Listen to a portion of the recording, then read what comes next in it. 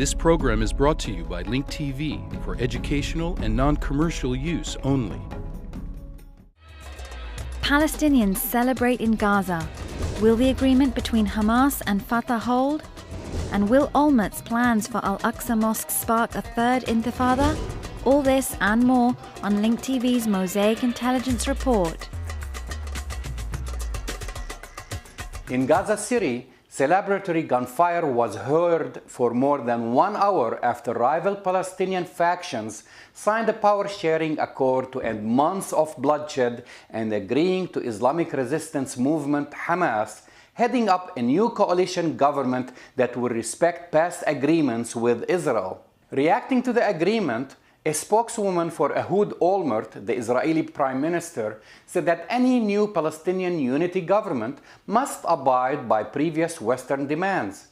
Israel expects the new Palestinian government to accept and respect all three of the international community's principles: recognition of Israel, acceptance of all former treaties, and a clear renunciation of all terror and violence. At the Mecca Summit, Abbas called on Ismail Haniyeh to honor the signed agreements without saying with whom, the international decisions and the Arab League's resolutions. It appears that both sides have decided they cannot win the civil war in Gaza. The American policy of Condoleezza Rice has caused what is happening in the Middle East. Rice and Bush have a certain plan to eliminate the Palestinian resistance, Hamas, by entangling it in the political process through elections.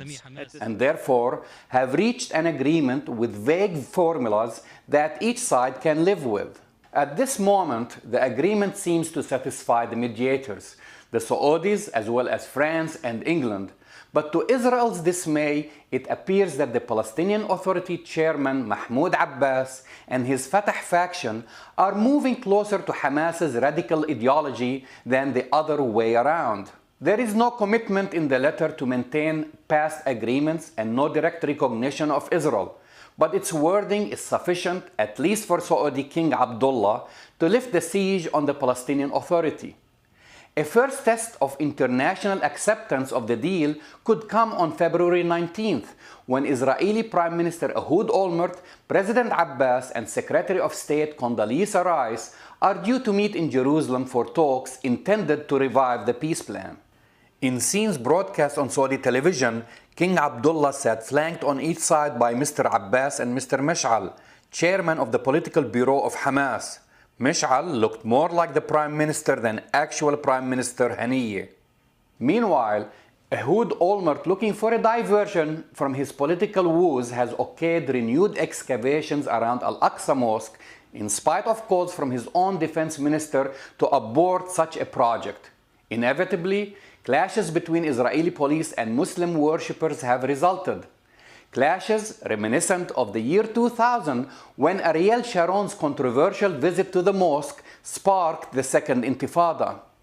I have appealed to the Minister of Interior and the Minister of Police to ask to stop the work which is being carried out right now, where there is so many sensitivities in a time which in any event is very tense. Will Israel stop digging under the Al-Aqsa Mosque and avoid igniting a third Intifada? And will the new Palestinian unity government be able to lift the siege imposed on its citizens? So far, indications on the ground do not seem comforting. Meanwhile, the only winner to emerge from the Mecca Summit is Saudi Arabia, which has sought to build on its earlier success in 1989, when, in a similar summit meeting, it brokered an end to the 15-year Lebanese civil war. I'm Jamal Dajani for the Mosaic Intelligence Report. To learn more about this program or to share your thoughts, visit us at linktv.org/mosaic.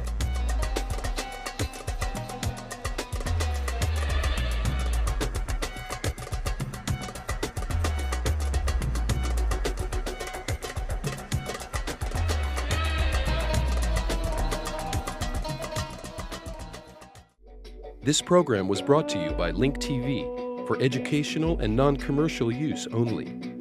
Link TV is the only U.S. television network devoted to global and national news, with uncompromising documentaries and diverse cultural programs which connect you to the world.